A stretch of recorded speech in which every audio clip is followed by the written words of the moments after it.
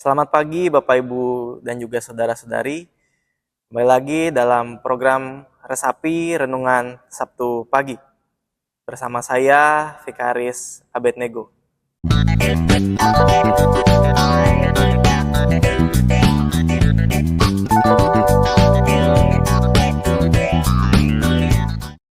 Bapak Ibu dan juga saudara-saudari, siapa sih yang gak kenal dengan Gen Z? Gitu ya. Gen Z adalah gen yang lahir di antara tahun 1995 sampai dengan 2012. Tentunya banyak label-label yang dikaitkan dengan Gen Z. Entah itu Gen Z susah banget bangun pagi, Gen Z dengan keadaannya yang sepertinya mental tempe gitu ya, meye-meye. Lalu bagaimana Gen Z kok cenderung suka ini ya, lebih cepat resign dari kerja, keluar masuk kerjanya kok lebih sering gitu, seperti tidak betah dalam satu pekerjaan. Lalu dengan berbagai macam label lainnya terkait Gen Z. Yang perlu kita sadari, penelitian dari bidang penelitian dan pengembangan Sinode GKP melaporkan bahwa Gen Z saat ini merupakan salah satu generasi yang banyak terdapat di Gereja Kristen Pasundan.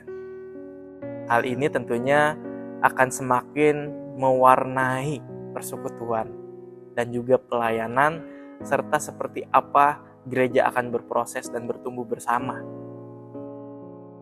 Dalam menanggapi hal ini tentunya banyak tantangan-tantangan yang dihadapi. Entah itu perbedaan generasi, entah itu cara pandang dan pola pikir yang berbeda. Maka dari itu, saya mengajak kita semua untuk bersama-sama memahami seperti apa sih kaum muda dan spiritualitasnya di masa kini.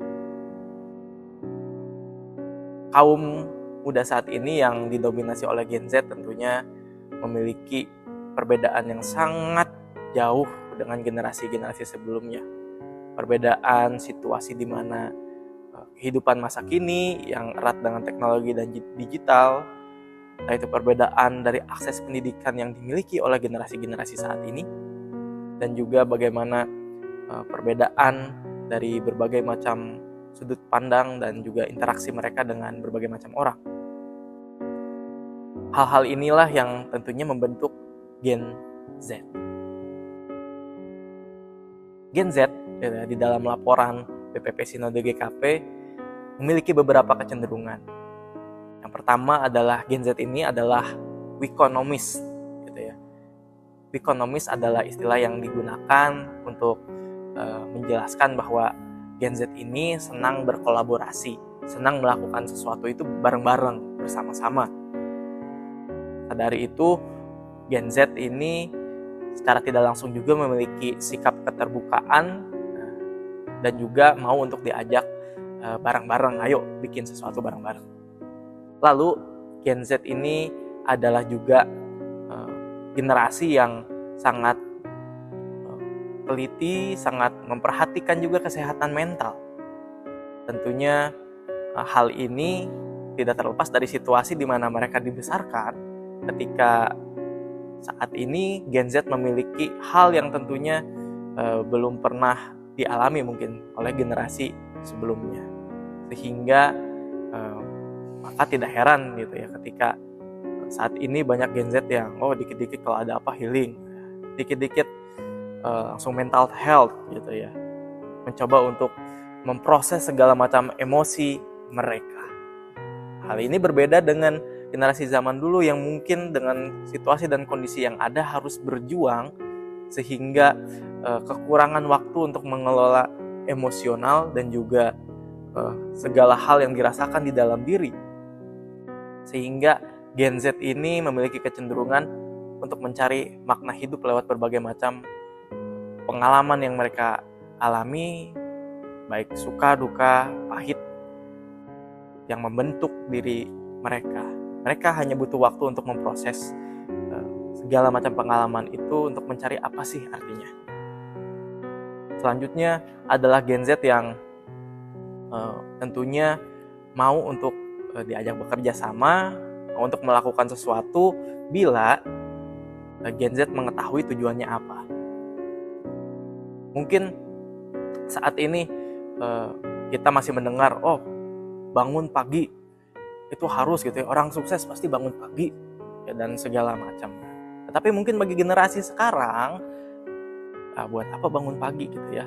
Orang sukses gak semuanya kerjanya pagi, ada yang work from home, kerja meeting sama klien malam-malam gitu ya, kerja secara online, tidak perlu kerja di kantor, dari rumah juga bisa dengan jam yang juga fleksibel, sehingga terdapat sebuah benturan antara nilai yang dipegang oleh para generasi-generasi sebelumnya dan juga generasi-generasi saat ini.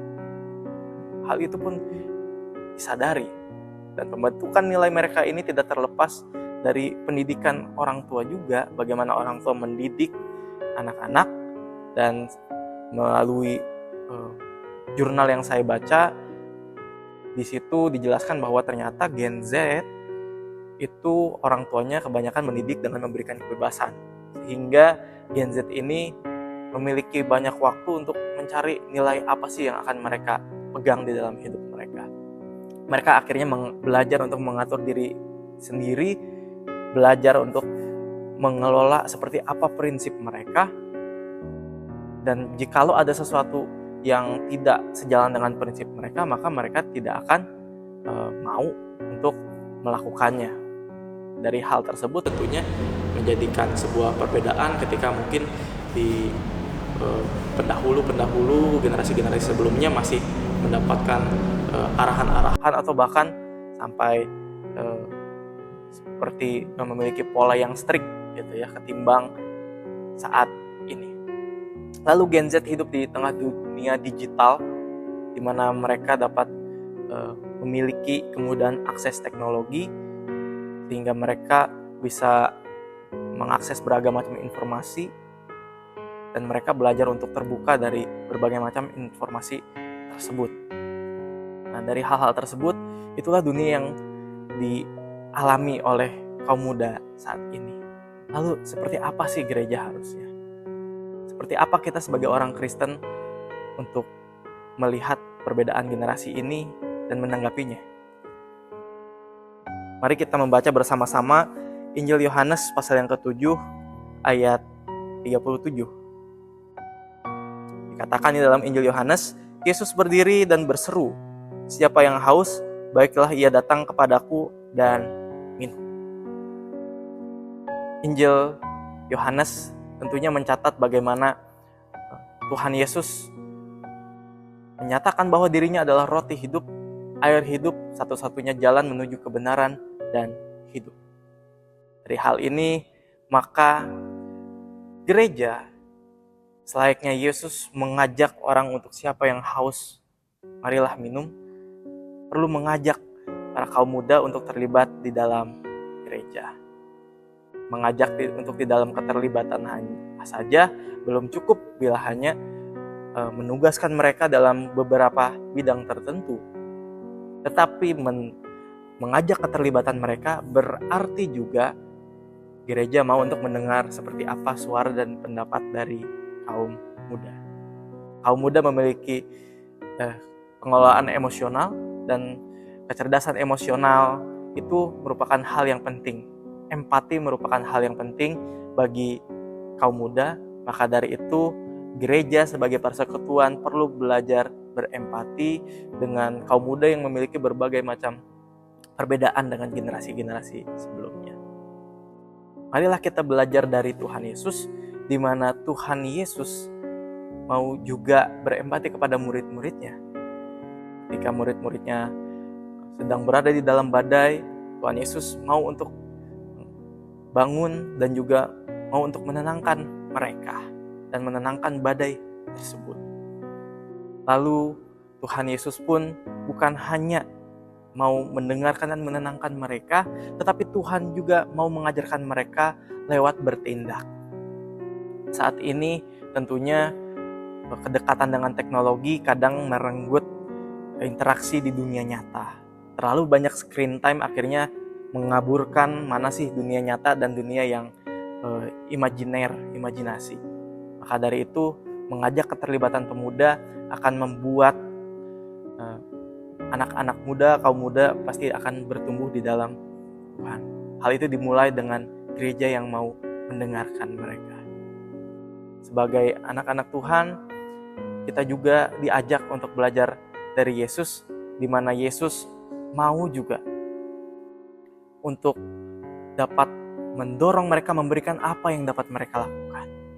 Yesus mendorong mereka untuk bekerja sama. Yesus pun di dalam Injil dijelaskan mengutus para murid-muridnya untuk menyembuhkan, mengusir orang yang kerasukan secara berkelompok, gitu ya, 2 orang. Dan Yesus menyertai mereka.